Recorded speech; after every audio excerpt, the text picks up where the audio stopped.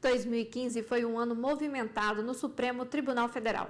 Sessões que chamaram a atenção da sociedade, realização de audiências públicas, plenário com a composição completa. Veja na retrospectiva 2015 do Jornal da Justiça.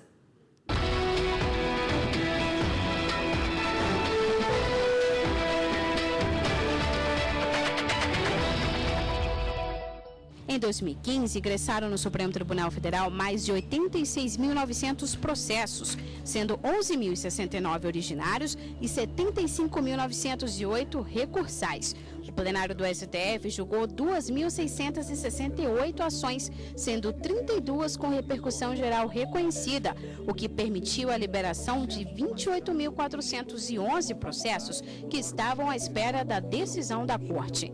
Os ministros também aprovaram 16 súmulas vinculantes. Agradeço a todos os ministros, aos servidores, aos advogados, aos membros do Ministério Público, que nos permitiram chegar a esses resultados que eu reputo bastante relevantes. As duas turmas do STF julgaram em conjunto 14.968 processos. Desde 2014, as turmas são responsáveis por julgar os inquéritos e as ações penais antes da atribuição do plenário. Pela primeira vez na história, a segunda turma referendou a decisão de prender o senador ainda em exercício. Leocídio do Amaral foi apontado pela Procuradoria-Geral da República como responsável por tentar atrapalhar as investigações que apuram desvio de verbas na Petrobras. O senador Leocídio, o banqueiro André Esteves e o advogado Edson Ribeiro estão, tecnicamente, em estado de flagrância, uma vez que estão manejando meios para embaraçar no plano da operação Lava Jato a investigação criminal. Ninguém está acima das leis, nem mesmo os mais poderosos agentes políticos governamentais, seus líderes parlamentares e respectivos associados em atividades alegadamente criminosas. O Supremo Tribunal Federal realizou 3 audiências públicas para debater temas de ações que tramitam na Corte. A primeira delas foi em maio e discutiu a diferença de classe no internamento hospitalar do SUS.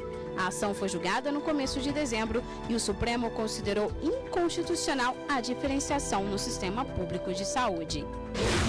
Especialistas também debateram em uma audiência pública a legalidade ou não de se incluir o ensino religioso na grade curricular das escolas da rede pública. Há quem entenda que as normas vigentes permitem tanto o ensino confessional como o não confessional, de modo que cada estado decide como deseja implantar o ensino religioso no seu território.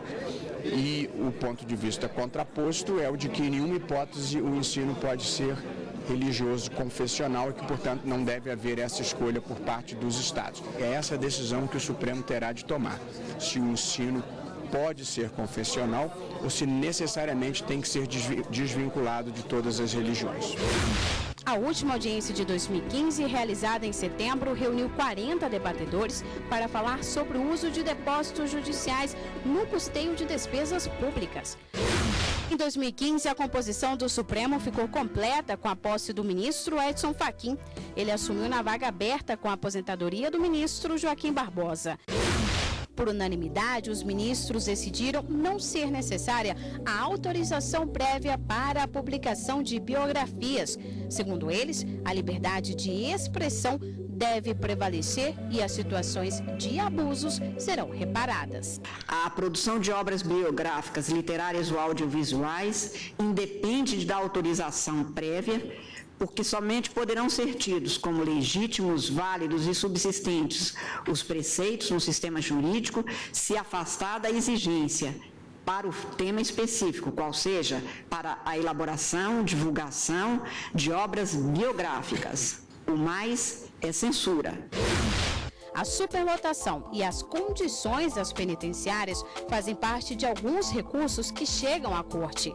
Em 2015, por unanimidade, o Supremo entendeu que o Poder Judiciário pode determinar que a administração pública realize obras ou reformas emergenciais em presídios para garantir os direitos fundamentais dos presos. É lícito ao Judiciário impor à administração pública obrigação de fazer, consistente na promoção de medidas ou na execução de obras emergenciais em estabelecimentos prisionais para dar efetividade ao postulado da dignidade da pessoa humana e assegurar aos detentos o respeito à sua integridade física e moral nos termos do que preceitua o artigo 5º, inciso 49 da Constituição Federal, não sendo oponível à decisão o argumento da reserva do possível, nem o princípio da separação. 24 horas. Esse é o prazo para que um preso em flagrante seja apresentado a um juiz. A iniciativa, que atualmente está em funcionamento em todo o país, ficou conhecida como Audiência de Custódia. O projeto piloto começou em fevereiro em São Paulo. Em seguida, foi implantado em Belém do Pará, Vitória, no Espírito Santo, São Luís do Maranhão e atualmente abrange todo o país. Além de garantir o rápido encontro entre o magistrado e o preso em flagrante, as audiências de custódia vão impactar na economia. Um preso custa em média R$3.000 por mês aos cofres públicos. A redução nas despesas pode ultrapassar os R$4 bilhões. O último levantamento feito pelo Conselho Nacional de Justiça aponta que até novembro de 2015, mais de 22.000 audiências de custódia foram realizadas em todo o país. Em mais da metade dos casos, os magistrados optaram por outra medida diferente da prisão. A expectativa é que depois de um ano de implantada, 120.000 prisões sejam evitadas. Em setembro de 2015, o plenário do Supremo referendou uma liminar, determinando também a realização de audiências de custódia.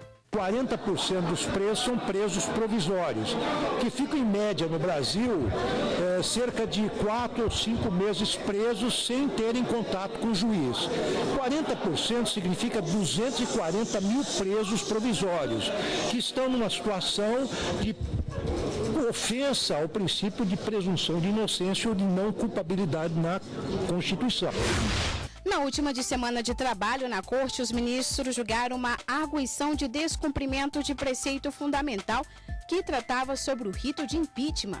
O plenário decidiu por maioria, entre outros pontos, que a Câmara dos Deputados apenas dá a autorização para a abertura do processo de impeachment, cabendo ao Senado fazer juízo inicial de instalação ou não do procedimento. Em 2016, muitos outros assuntos vão retornar à pauta do Supremo, entre eles o recurso extraordinário que trata da constitucionalidade da criminalização do porte de drogas para uso próprio, o direito de transexuais usarem banheiros públicos conforme a identidade de gênero, ou seja, da forma como se percebem, homem ou mulher. E ainda os depósitos devidos de planos econômicos realizados entre os anos 1980 e 1990, mais conhecidos como planos Bresser, Verão, Collor 1 e Collor 2.